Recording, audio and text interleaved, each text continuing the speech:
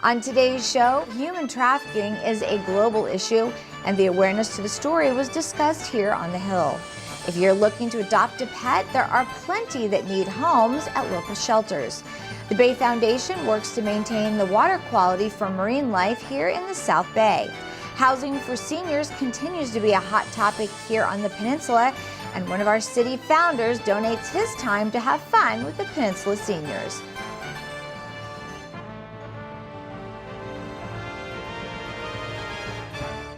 The Palos Verdes Peninsula Chamber of Commerce sponsored a seminar on human trafficking at the Palos Verdes Library. Local human trafficking and prostitution remains an issue in Los Angeles County, but remains an underground problem. A survivor attended the event and shared her story with the audience and our own station manager, Mark J. Dottie. We're here today at the Peninsula Center Library for a conversation on human trafficking. And one of the speakers today is a survivor. How big of an industry is this? What's the price tag on that, on the number from this industry? The number that's floating around is $32 billion, but that's very conservative. The numbers just released were 3 times that. And it's the fastest growing industry for gangs, cartels, and mafia, because they can sell a gun or a bag of cocaine once, but they can sell a child repeatedly every night for years, and then they discard the child like trash. Is there anything that our residents can do to try to prevent this from happening to their children? Absolutely. It's about being informed and empowering yourselves and your children, and doing things as simple as asking for older kids not to post where they are, post after the fact. Make sure that your geotagging is turned off their phone, because even if they take pictures in their backyard, I can find their longitude and latitude and know where they live or where they're staying or where they go to school. And also for parents, it's also about not putting your registration in your glove box. Mark out your names. Mark out your names if you have your kids' names on it with your insurance card. Put it under your seat, not in your glove box. Do not have home on your GPS system. Anything that makes it easy for a trafficker. If you turn your keys into the valet, make sure that you only turn in 1 key. And they don't leave your home keys on there, because in a matter of seconds they can roll your home keys, and now they have keys to your house with your address and all the other information.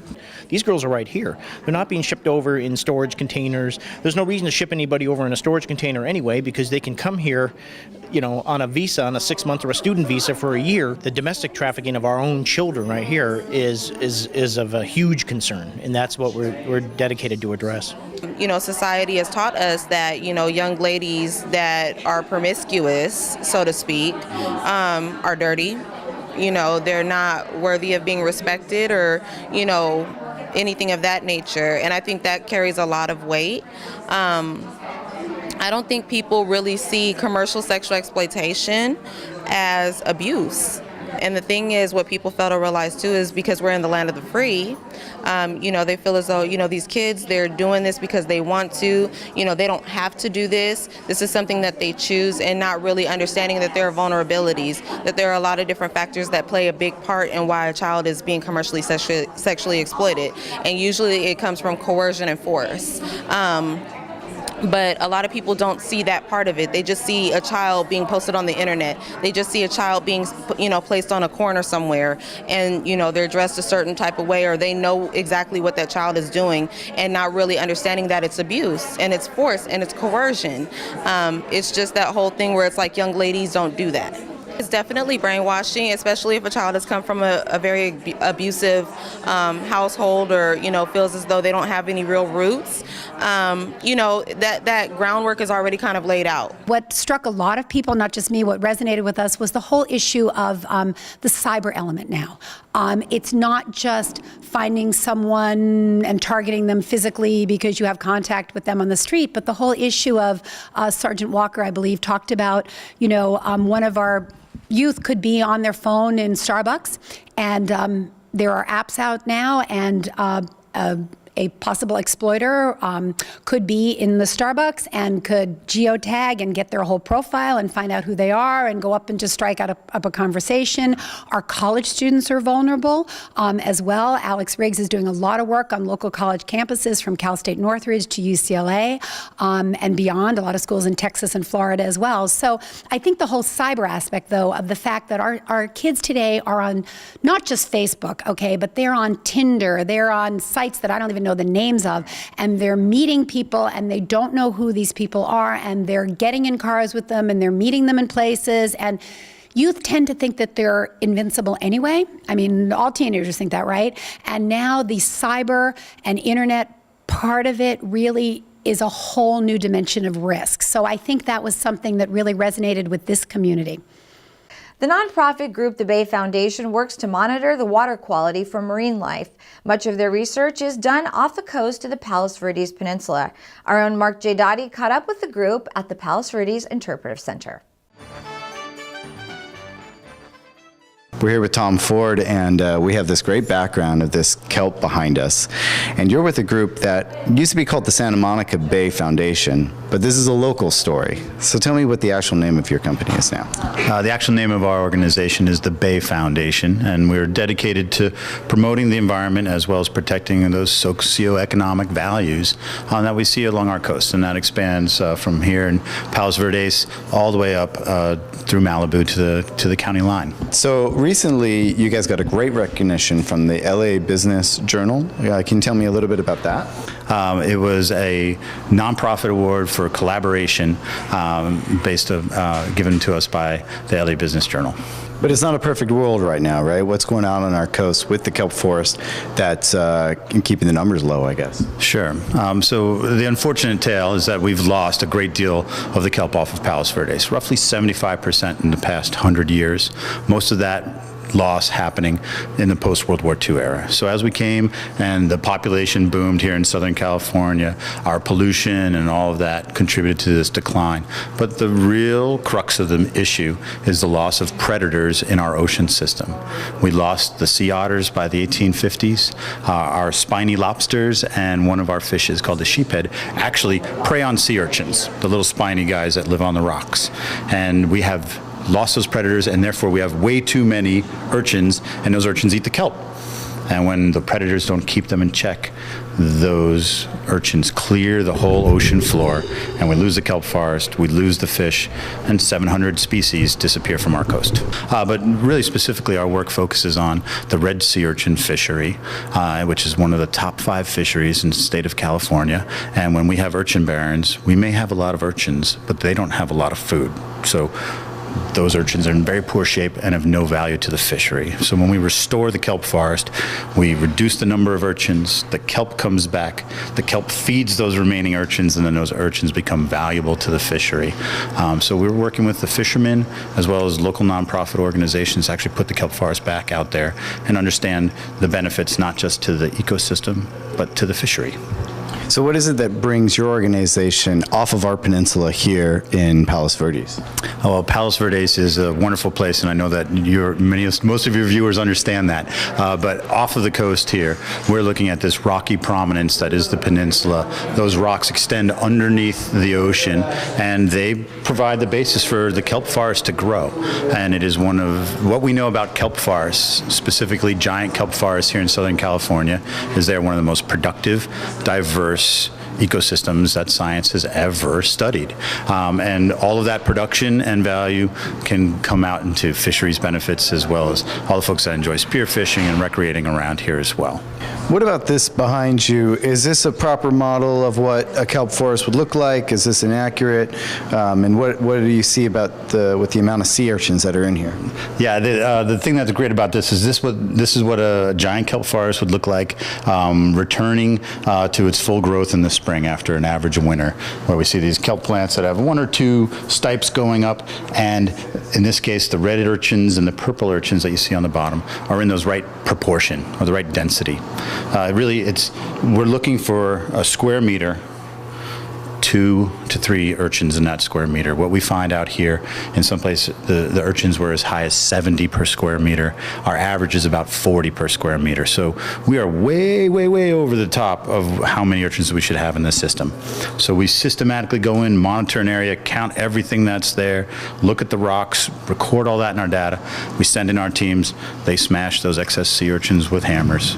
The fish eat the guts and the gonads that come out of those urchins. Oh, so they're not going to total waste. They're being reused as food, I guess, by the local fish. Exactly. So we are feeding the fish in this process.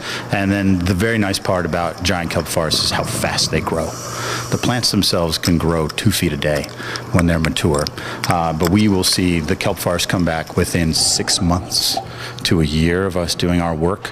The urchins which feed on that kelp are going from of no value to the fishery to full fishery value within 2 years. And it's an 883% return to the fishery. So it's a really dramatic change. It is as much about us doing our work and being smart as it is just the way the kelp forest functions as a natural ecosystem. And we are out there 2-3 days a week. So it's a very intensive effort to do this work. We're looking at 150 acres to restore. We've done 30 so far off the coast. And to get that 30 acres done, we've spent over 5,000 hours down there in the last year and a half. We are going to keep it clean from urchins, and once we get the work done, we really do reset the clock, and it should be good for decades after this.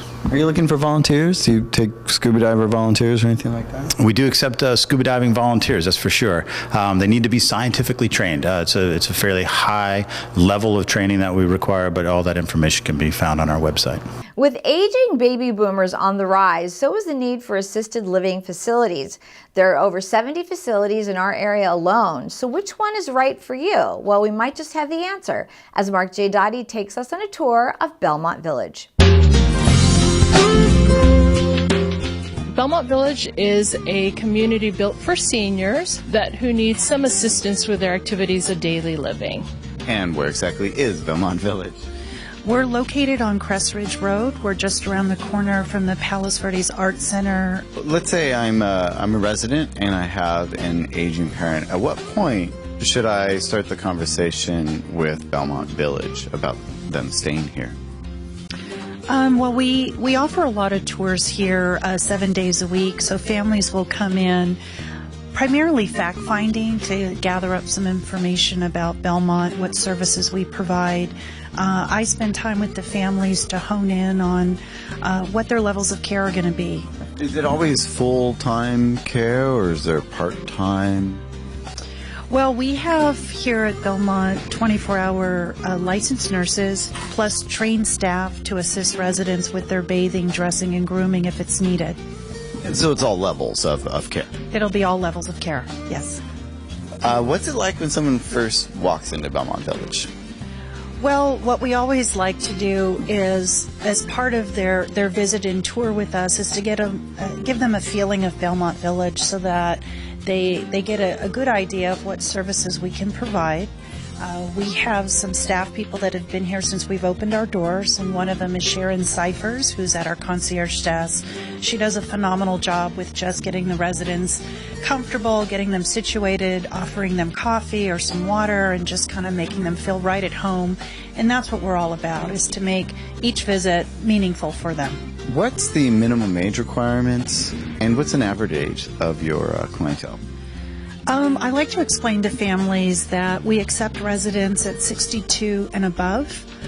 We do make some exceptions, especially for families that maybe are dealing with a loved one that has memory impairment. So they have what's called severe dementia and they're needing a secured environment. But 62 and above is our requirement, but I would say 80 is about our average age. And what's the day-to-day living like here at Belmont Village? We focus a lot here on keeping the residents active. Having an active community allows the residents to pick and choose what they'd like to participate in, whether it's group exercise classes, lunch outings, dinner outings. We do a lot of restaurant outings as well, so we want to encourage the residents to just pick and choose. I think it allows them to have a sense of independence here. So you incorporate some of the peninsula into living here on the peninsula? Absolutely. Yeah, that's important for us. So we do frequent places like Terraneo Resort for the Catalina Kitchen, Giorgio's, Long Beach of the Aquarium, things like that are what we try to do. So there you have it, Belmont Village, one of the assisted living communities here on the peninsula. And for more information on Belmont Village, you can go to belmontvillage.com. For RPV TV, this is Mark J. Dottie. And And finally, there's a lot of history to the game of bingo, traced all the way back to the 1500s when the Italians played the game. In keeping this game alive and well in our own community, city founder and councilman Ken Dyda calls the numbers here for the Peninsula Seniors monthly game. Tell us how you started calling bingo here at the Peninsula Seniors. My arm was twisted by Ginny Scalvania. She's an old friend of ours, and they had a bingo caller, and it was going down because they weren't having fun. So she called me and said, "You gotta come." So I said I would. Okay. Did you ever play bingo? Oh yes. Oh yeah. Being a Catholic, I played bingo for a long time. I was doing some research about bingo. It actually started in Italy in the 1500s, and it's lasted all this time. Why do you think it lasts so long? Because it's a simple game, it's an easy game, and it's rather random, so you don't have to have much skill. All you have to do is remember the numbers. I put together a schedule, and each month is different, so we have a top sheet that tells you what games we're going to play. For instance, for July, the first game we're going to play is you get bingo if you can get the letter P. Okay? The next game is the letter S, and so on. And so we have letter S, letter A, letter O. We play bad card bingo.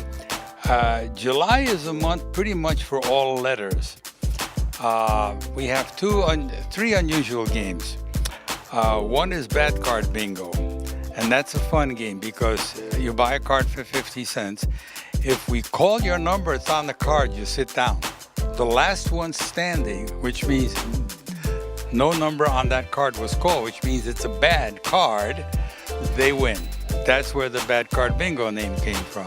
Most of the time when you play the bingo, you only fill in those numbers that make the letter or the symbol or whatever it happens to be.